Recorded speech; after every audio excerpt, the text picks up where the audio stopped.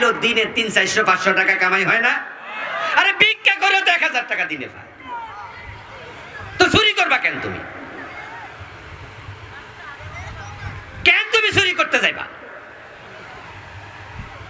আচ্ছা, সুরের সবাই বিপক্ষে, তো আল্লাহর আইন কেন কায়েম হয় না চুরির ব্যাপারে? এটা তো কোনো রাজনীতি না, এটা তো কোরআনের আইন। রাসূল বলছে আমার মেয়ে ফাতেমা চুরি করলে তার হাত আমি কাটবো। ও দোস্ত, যদি এইটা বাংলাদেশে বাস্তবায়ন হতো আর চুরিটা বন্ধ করা যেত, সোনার বাংলা সত্যি সোনার বাংলা হয়ে যেত। এই রাস্তাঘাট ভাঙা থাকতো না। কিন্তু ঝামেলা হয়ে গেছে যে আমরা যারা একটু উপরের দিকে উঠি, আমরাও মনে মনে চুরির চিন্তা অনেকে লালন করি, যে চুরি না করলে 5 তলা বাড়ি বানাবো কেমনে, চুরি না করলে কানাডায় আমার প্লট কিনবো কেমনে, চুরি না করলে ঢাকার গুলশানে বাড়ি দইব কেমনে। আর যদি সেই আমরাই চোর ধরে হাত কাটার আইন বানাই, তাহলে কি খাল কেটে কুমির আনবো? আমার হাত থাকবো নি? রাসূলুল্লাহ সাল্লাল্লাহু আলাইহি ওয়াসাল্লাম ইসলামের পক্ষে না আসলে জান্নাত পাবেন না। প্রিয় নবীজি বলে গেছেন, মদ পান করলে 80 বেত দাও। এই আইন আপনারা করেননি, এর জন্য ক্ষতি আপনাদের আমাদের কম। আমরা আলেমরা আলহামদুলিল্লাহ, আমাদের ছেলেরা বিড়ি খায় না, গাঁজা টানা দূরের কথা, আলেমদের ছেলেরা বিড়িও খায় না। 100 জন হুজুরের তালিকা করেন আপনার এলাকায়, 100 মসজিদ খোঁজেন, কোন হুজুরের ফলা বিড়ি খায়? 100 জনের 99 জন পাবেন খায় না। 1-2 জন যদি পান, সেটা নূহ নবীর ছেলে কেনানের মতো, এটার কথা কইয়া লাভ নাই। মাওলানাদের ছেলেরা গাঁজা খাবে না, হেরোইন খাবে না। তাহলে আজকে সমাজে হেরোইন, গাঁজা, ফেন্সিডিল আছে কিনা? কথা বলুন, আপনারা আছে কিনা? আরে বিশ্ববিদ্যালয়ে পড়ে ওখানে যাইয়া গাঁজা খাওয়া শুরু করছে, মদ খাওয়া শুরু করছে। আমি ঢাকা বিশ্ববিদ্যালয় থেকে পিএইচডি করা, আলহামদুলিল্লাহ। ইউনিভার্সিটির দরজা বারান্দা তো আল্লাহ ঘোরার সুযোগ আমারে দিছে।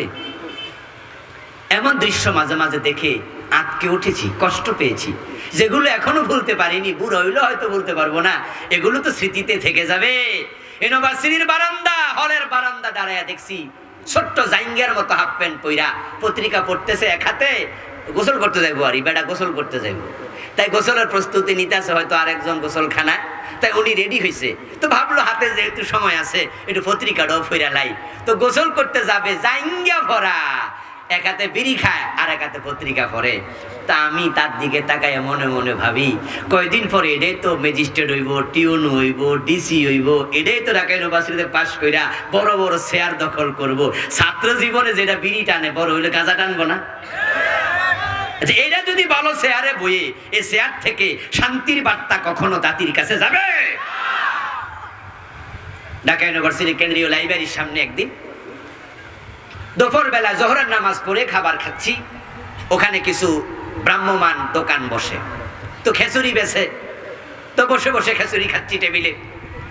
তারপরে আবার গবেষণার কাজে লাইব্রেরিতে ঢুকবো, দেখি আমার দিকে পিচ দিয়া শার্ট প্যান্ট পরা এক ভদ্রলোক, আমার দিকে তার ব্যাক সাইড, ওদিকে তার মুখ, দাঁড়ায় দাঁড়ায় চা খাচ্ছে। আমি একটু আশ্চর্য হলাম, তার দেখি এক হাতে চা আর এক হাতে বিড়ি। তো চায়ে চুমুক দিয়া এটা ডাইন হাতে সরাইয়া বাম হাতে বিড়ি টানে। তো আমি মনে মনে ভাবলাম যে হারে, একসাথে দুইটা খাইতে হইব, এরম বিড়ি আর চা একসাথে তো মনে পার্বত্য চিটাঙ্গের উপজাতীয় খায় না। ঢাকা ইউনিভার্সিটি পড়ুয়া, সর্বোচ্চ বিদ্যাপীঠের একজন মেধাবী ছাত্র, সে কিনা একসাথে বিড়িও খায়, একসাথে চাও টানে। আচ্ছা, টানুক গা। কিন্তু একটু পরে আমাকে বিস্মিত করে সে ফিরলো, ফিরার পরে দেখি এটা একটা মাইয়া। এর মানে আমি যাকে ছাত্র ভাবছি, এটা আসলে ছাত্রী, শার্ট প্যান্ট